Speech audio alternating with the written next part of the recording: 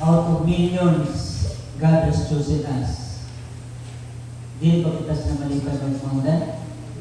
No, malipay kita kay sa kadamo ng tao kita pipili sa Ginoo.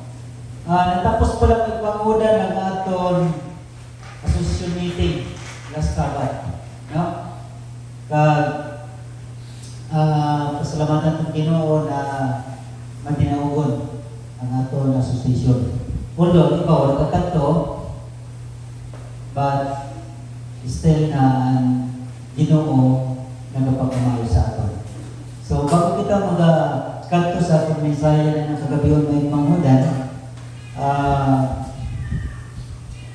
kanto nito po atong mga ulo para sa atong pag-apo. Ama namon nga banal at magkapangyarihan sa tanan sa lipunos na gabi. Kami napasalamatan sa mga pagkamayo. Din ikaw na ligtas sa amon, halos sa tanan ng mga karautan. Kag imo kami Diyos din katagan sa dagdag na buhay. Salamat sa mga bibisyon at mga panalangin sa oras daw ang nabaton, lalo ng puso at mga panlawas. Yan na, mag-aaral kami sa imong banal na sumaton, ang banal na Espiritu, amo ang mag-ampre sa mga isipan kang puso na among Diyos mapalo ng mga mensahe pagkatto sa among mga panimalay. Patawaran po kami sa mga sala. Ini po ang inaampo sa ngalan ng Diyos ang buktong pagligtas. Amen. So, good evening. Happy Sabbath! Wagan ko yung gusto mo tanan kay hangkot. So, pero praise the Lord kay ang atong panahon meron sa ni. So, sana intero adlaw sa taon meron sa nilang aton kondisyon o sitwasyon no, sa aton weather sa atong panahon para maganda man atong buhay o katilaw man itong Kristo. Pero init. So, mag-imaw na, natapos pala ang aton association meeting. Sabi ko nga ni, before ang association, sabi ko kung hindi kita magkato,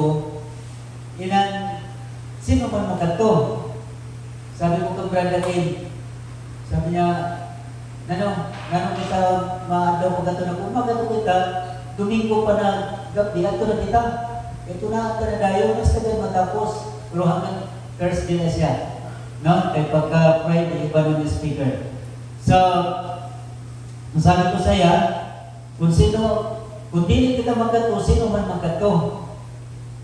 Ang Ginoo maging manghudan, sabi ko sa'yo, nagagamit ang Ginoo sa mga katawan na dapat niya gamiton. So sabi nga nestong kanta, why have you chosen me? But atong kaya kitawon na ang buhay ni Isaiah, no? Sabi niya, if you have your Bible, makita natin sa Isaiah chapter 6 verse 8. Sabi nila na sino man ang ipadala sa Ginoo. Ang sabi ni Isaiah, adi ako. No? Adi ako. Handa ako na ipadala ni mo Ginoo. No? Irong siya nga. So sana po irong siya na tanan ang aton mga mindset. Sa natapos ko na nagpanghudan ang aton association at iko kinaton election of officers. No? So, napili ako naman dito sa sports coordinator. Tulong kami ng mga sa vice president, religious, social, sports. Tulong kami dito. Napili ako dito may panghudan usad na sa mga officers sa department, sa sports department. Then si DJ sa secretary sa DJ.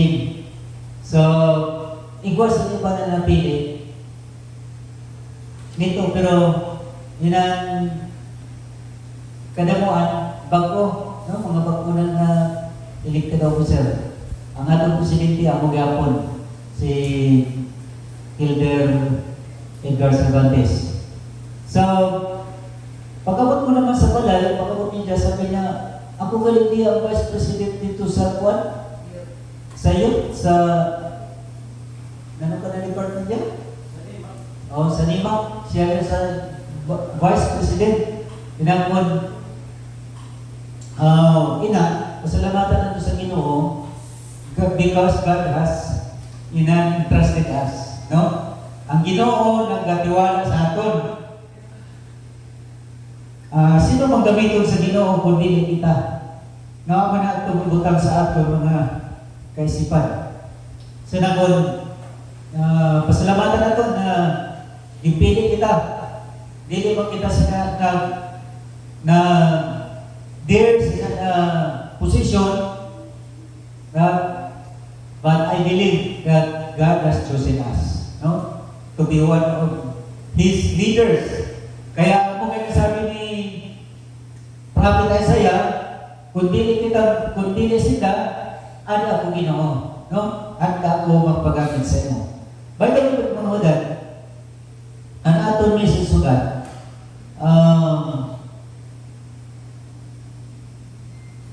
manamod ini may paghudan sa aton inan race.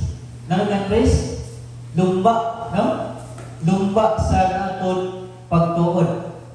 So makikita natin sa 1 Corinthians chapter 1 or chapter 9 verse 24, which says, do you not know that in the race all the runners run, but only one gets the prize?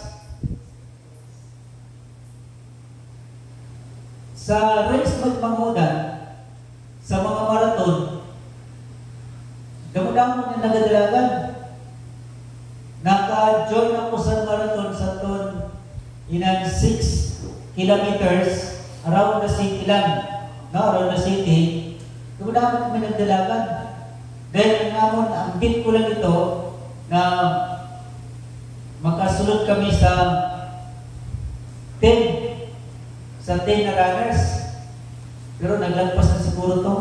Pero ato kami sa top 10. Nakasunod kami sa top 10. Pero usap lang yung out.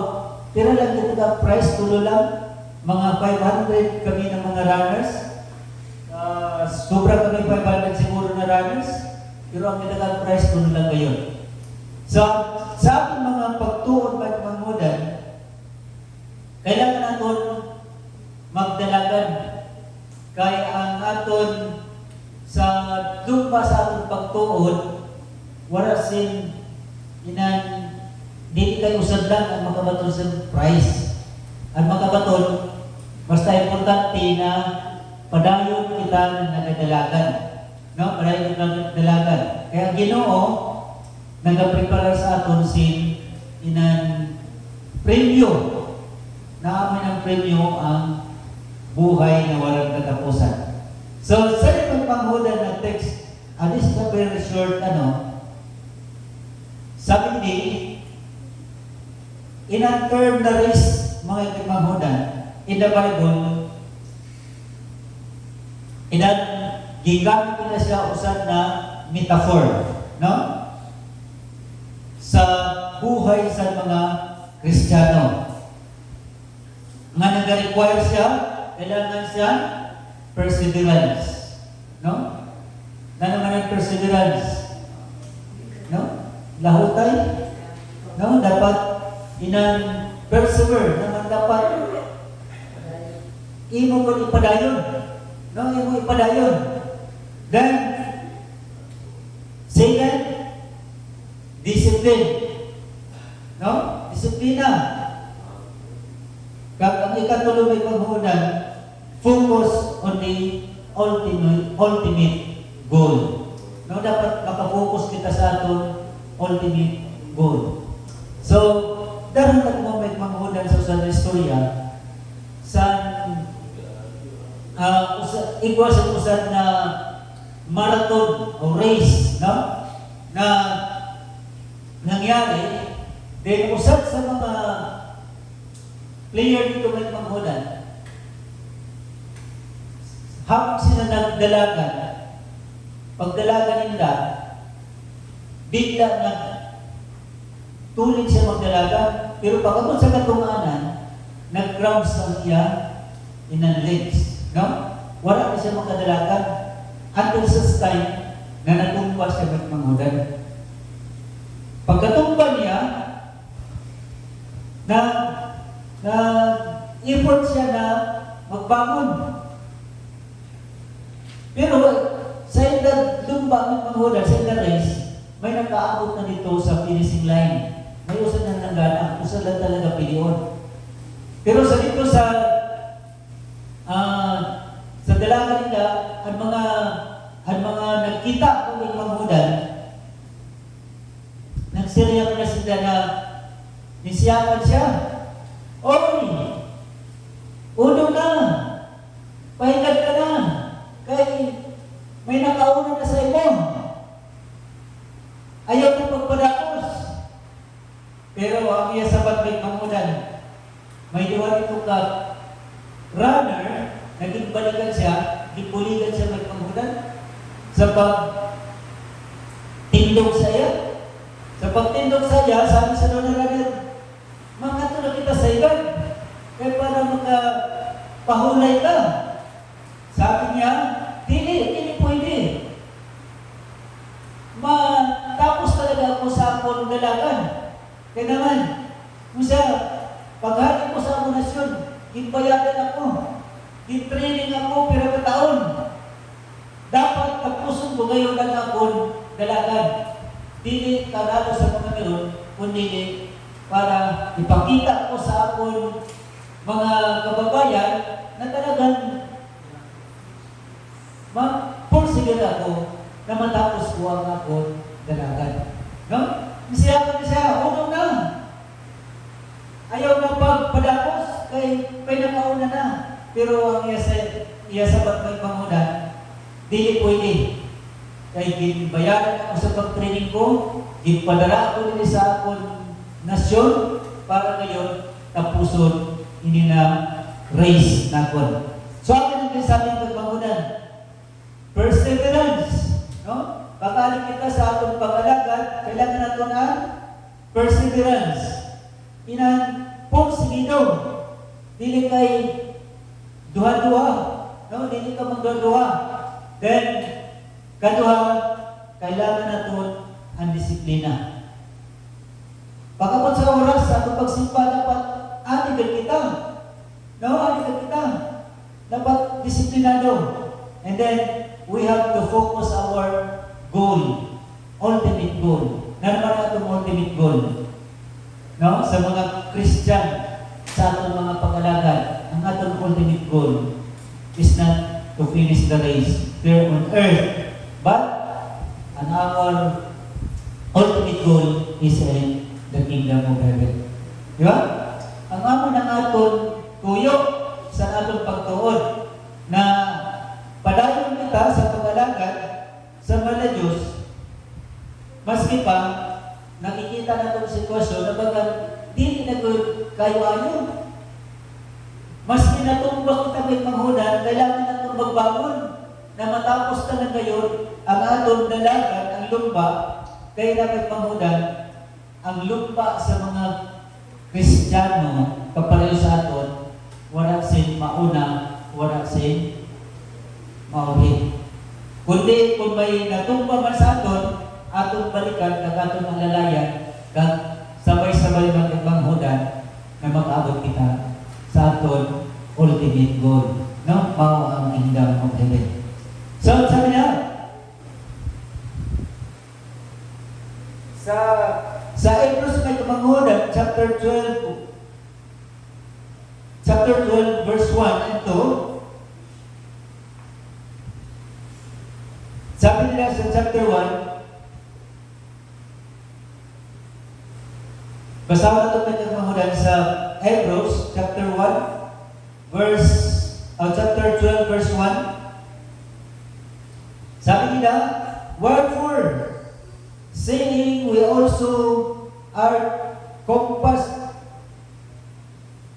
about with so great a cloud of witnesses, let us lay aside every weight and the sin which that so easily beset us, and let us run with patience the race that is set before us.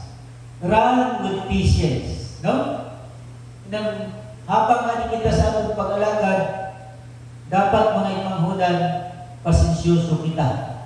Kaya naman, damo-damo sa mga pagsulay na gamot sa tumbuhan.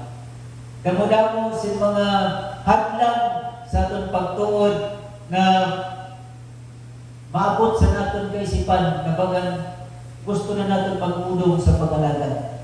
No? But the Word of God has encourages us na kailangan natin mag-run kita with patience. No? Magdalagan kita ng pasensyoso. Then, to make it strong in our faith, verse 2, looking unto Jesus, the author and the finisher of our faith, whom for the joy that was set before us, he endured the cross, despising the shame, and is set down at the right hand of the throne of God. So, man inaupod. Pareho ka, si Jesus lang na kayo mo sana. So, kita man, agyan kita may panghudan, we have to look to Jesus. Kay naman, kung sa aton kapwa makita kita, magkasalamin atong kapwa. Sa aton sarili atong kitaon, failure man kita kay magkasasala man kita. But, the only hope na we could finish our race, no? We have to look unto Jesus, the author and the finisher of our faith. So, upat na mga bagay sa usa ka Kristiyano that we could bring in our life while we are serving the Lord. Una, perseverance. It requires perseverance. Second, discipline. And the third, focus on the ultimate goal. And the fourth is patience. So, kami ng mga kaimanghulan ng mga bagay na dapat natin ibutang sa ating mga sarili habang kita magapabot sa ikadawang pagpalit sa Ginoo. Ang Diyos magapanalangin sa ating nagaling.